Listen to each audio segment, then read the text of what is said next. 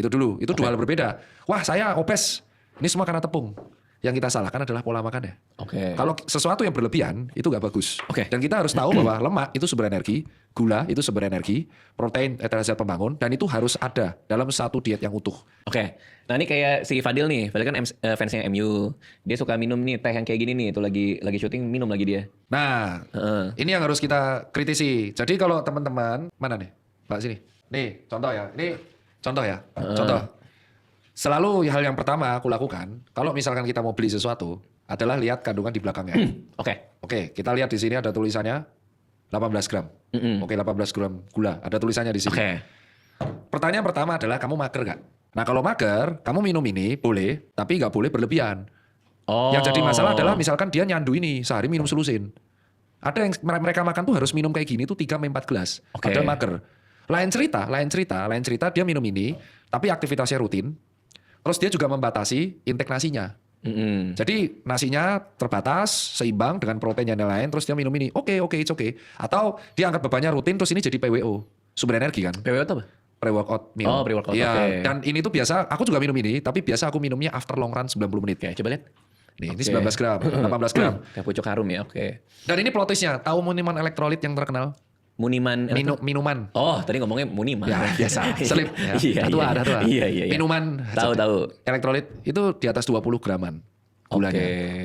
Gitu. Di atas 20 gram, Iya, dan ini plot twist-nya. Kemarin pas aku di Berlin Marathon, beberapa water station-nya itu isinya teh manis.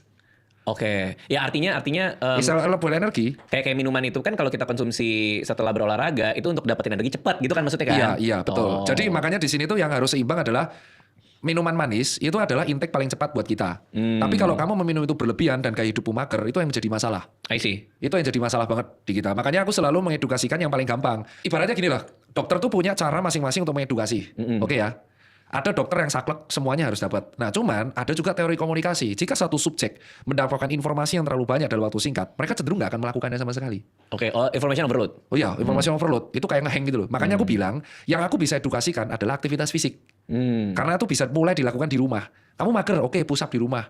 Kamu mager, oke, mulai squat jump di rumah. Kamu mager, lari dari rumah. Itu bisa dilakukan. Karena tidak semua orang tuh memiliki daya konsistensi atau mendobrak zona nyaman untuk mengatur pola makan. Ada emotional eating.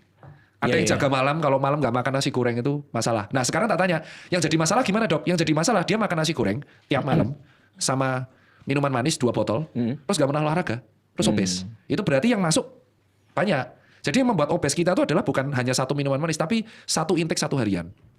Jadi kalau dari aku sendiri sih, yang pertama kalau mau minum itu adalah aku selalu ngajarinya di belakang ini, gitu kan. Cek dulu belakang apakah gulanya itu tambahan atau alami. Kalau aku sih menyarankan yang alami. Yang alami, karena itu beda ya. Ada yang tambahan, ada yang alami itu 2 hal yang. Tekstur di rasanya yang beda. Jadi pahit nih biasa tambahan. Nah itu dicek dulu coba. Coba ya. Ya cek sendiri cara bacanya. Wah mata udah mulai plus nih. Tanpa pemanis buatan, tanpa pengawet. I see. Itu. Jadi sebenarnya informasi itu ada di sini ya? Ya, dan rata-rata tuh orang nggak mau ngecek itu. Bahkan ada beberapa mall itu sudah mengkategorikan kadar gulanya. Di mall itu di ada gula? Supermarket ya, bukan di mall ada jual gula. Iya kan tadi Anda bilangnya gitu. Beberapa mall udah ngasih tahu gulanya berapa. Standar. Diperjelas. Di beberapa mall ada supermarket yang menjualkan minuman-minuman sudah diderajatkan berdasarkan kadar gulanya. Ya udah itu kan kita jelas jadinya. Gasnya kurang ajar nanti. Saya jadi kalahan terus. Nah tapi ada beberapa tenaga kesehatan yang saklek. Mereka nggak mau minum, jadi pure putihan. Tapi itu nggak apa-apa tuh? Ya itu pilihan mereka. Tapi kalau aku masih butuh itu buat energi, karena aku udah pernah bandingin. Misal kita deadlift nih, jam 5 sore atau habis maghrib kita deadlift, angkat beban, terus gak ada PWO. Pelatihku sendiri yang bilang, kok ngempos tenaganya, mealmu apa, energimu nggak ada. Ya otot kan masih butuh glikogen. Glikogen itu gula yang disimpan dalam otot. Ya karena aku masih angkat beban dan aku masih lari, aku butuh. Wah ngempos aku kalau nggak. Itu sama kayak carbo loading nggak? Karbo loading itu kan jadi gini, minum makanan karbo itu kan harus diolah dulu di lambung, usus dan melalui berbagai proses pencernaan. Dan itu 3 jam. Minuman manis itu cuma 15 menit, 10 menit dan langsung jadi energi. Jadi itu cepat buat PWO. Makanya buat teman-teman ya, kalau yang berlebihan ya itu yang jadi masalah. Cuman kan aku nggak berlebihan. Iya. Gimana sih sebenarnya caranya supaya, kan gue dulu suka nyoba lari. Tapi ternyata lari itu bosen. Kalau udah setengah jam, 45 menit, kok kayak bosen deh. Gimana sih biar gak bosen lari itu? Masalahnya aku pas lari itu banyak pikiran mas.